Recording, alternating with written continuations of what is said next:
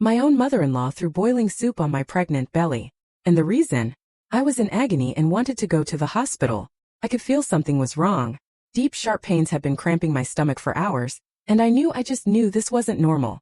I tried to leave for the hospital, but my mother-in-law, Patricia, grabbed my arm, her fingers digging into my skin. "Stop making excuses," she snarled. "Cook dinner first. You don't need to go anywhere."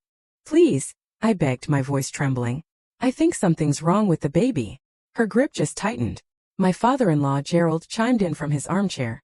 "You young women are always so dramatic about everything." I couldn't take it anymore. I wrenched my arm free, determined to get out of that house. In a flash of pure rage, she grabbed the pot of soup she'd been simmering and hurled it at me. The boiling liquid hit my pregnant belly, and a scream tore from my throat, echoing in the suddenly silent room. I collapsed, clutching my stomach as the world dissolved into searing, unbelievable pain. They just stood there, watching. Then my husband, Tyler, walked in. He didn't rush to me. He didn't gasp in horror. He just looked at me on the floor and said, "Now look what you made her do." The burns were a blistering map of angry red welts across my abdomen. I could feel the heat radiating through my skin, even as shock started to numb the worst of it. My hands pressed against the very place our baby should have been safe, protected, growing inside me. The kitchen floor was cold and hard beneath me, a sick contrast to the fire spreading across my belly. Patricia stood over me, the empty pot still in her hand, her face twisted with irritation, not remorse. Gerald had already turned away, muttering something about dinner being ruined. And Tyler, my husband, he just stood in the doorway, setting his briefcase down, looking at me like I was a piece of furniture that had toppled over and caused an inconvenience. "You need to be more careful," he said calmly. "Mom's been cooking all day, and you've just been sitting around complaining." Sitting around was what he called being 7 months pregnant and experiencing crippling cramps for hours. An ambulance only came because our neighbor, Mrs. Chun, heard my screams and called 911. She didn't ask for permission. She just did it. I remember paramedics rushing in, their movements a blur of calm efficiency. Patricia actually tried to send them away, insisting I was just being hysterical. But they completely ignored her. The ER was a whirlwind of beeping machines and urgent voices. A doctor with kind eyes told me they had to perform an emergency C-section. The burns had shocked my body into early labor, and the baby was in distress. As a nurse gently cut away my soup-stained clothes, my mind kept replaying the scene. Patricia's face contorted with rage. Gerald laughing as I stumbled. The thud of Tyler's briefcase hitting the floor, somehow louder in my memory than my own scream. A plastic surgeon, Dr. Martinez, examined the burns. "These are deep," she said quietly. "You're going to need multiple skin grafts. I'm so sorry this happened to you." Her simple kindness shattered me. The tears started and they just wouldn't stop. A nurse held my hand the whole way to the operating room, whispering, "You're safe now. You and your baby are going to be okay." Safe. I hadn't felt safe in months.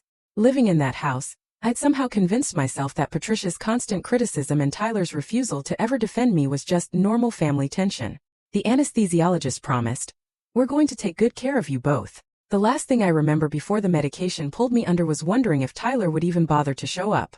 He did. 3 hours after the surgery was over. The hospital had called him minutes after I arrived, but he'd finished his workday first. Our daughter was born at 30 weeks, weighing barely 3 pounds. She was alive, fighting for her life in the NICU. The burns on my abdomen were 3rd degree. They would require months of treatment and painful skin grafts. My husband's first words to me in the recovery room weren't about our daughter. They weren't about my injuries. "Mom's really upset you called the ambulance," he said. "She thinks you overreacted." Something inside me didn't break. It crystallized. In that single moment I saw everything with perfect, chilling clarity. This man, my husband, had chosen his mother's feelings over his wife's life and his child's survival. "Get out," I whispered through a haze of pain medication. "What?" "Get out of my room. And don't come back." My daughter, who I named Emma, spent 2 long months in the NICU. I lived at that hospital. I slept in chairs, I learned how to care for a premature baby, and I dealt with the excruciating pain of my own recovery. Tyler visited twice. His parents never came at all. Those 2 months transformed me. The NICU nurses became my family. They taught me how to do kangaroo care, holding Emma's impossibly tiny body against my chest, skin to skin. "You're her best medicine," a nurse named Deborah told me. And as I held my daughter, feeling her tiny heart flutter against mine, I thought about how Patricia had once held Tyler just like this. And then she had looked at his pregnant wife and chosen violence. A hospital social worker, Morin, asked me to tell her everything. Not just about the soup but about the months leading up to it. I told her how Patricia had insisted we move in, how the criticism started immediately, the way I cleaned what I ate, that I was lazy. I told her how Tyler would just shrug and say, "She means well." I told her about the time Patricia had grabbed my wrist, leaving bruises, just to stop me from meeting a friend for coffee. Saying it all out loud, I felt insane. How had I let it get this far? But abuse creeps in slowly, doesn't it? It makes you question your own reality. The criminal trial was just the beginning of the fight. And by the way, if you're still with me on this insane journey, make sure to hit subscribe, because you will not believe what happened next. The district attorney's office filed charges against Patricia for aggravated assault and against Gerald for neglect. Tyler faced charges for criminal negligence. The civil lawsuit followed right after. The trial was surreal. I sat in the courtroom with Emma, who was 14 months old by then, thriving in my arms. The prosecutor, a brilliant woman named Linda Vasquez, projected photos of my burns onto a screen for the jury. I heard people gasp. Dr. Martinez testified that the burn pattern showed the liquid was thrown with force. It was an intentional act. When I took the stand, I told them everything.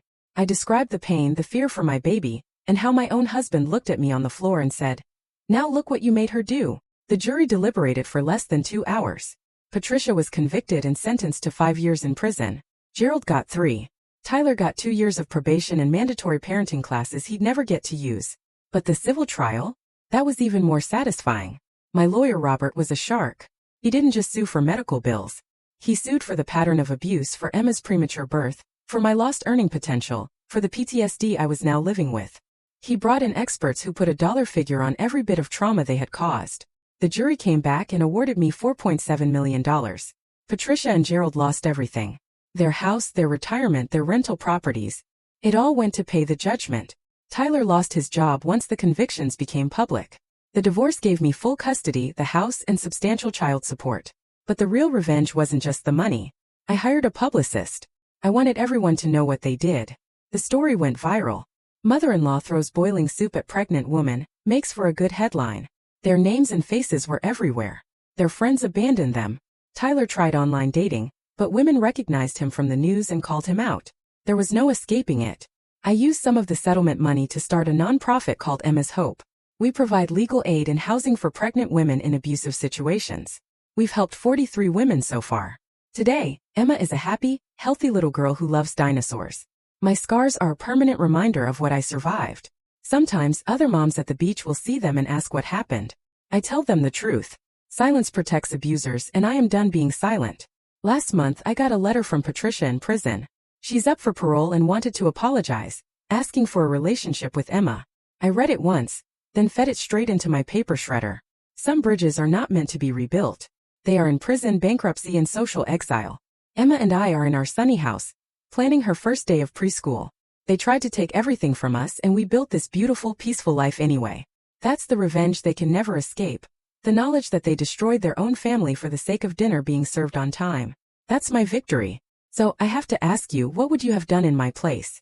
Do you think I went too far with the publicity? Or was it a just consequence for their actions? Tell me what you think in the comments. I really want to know.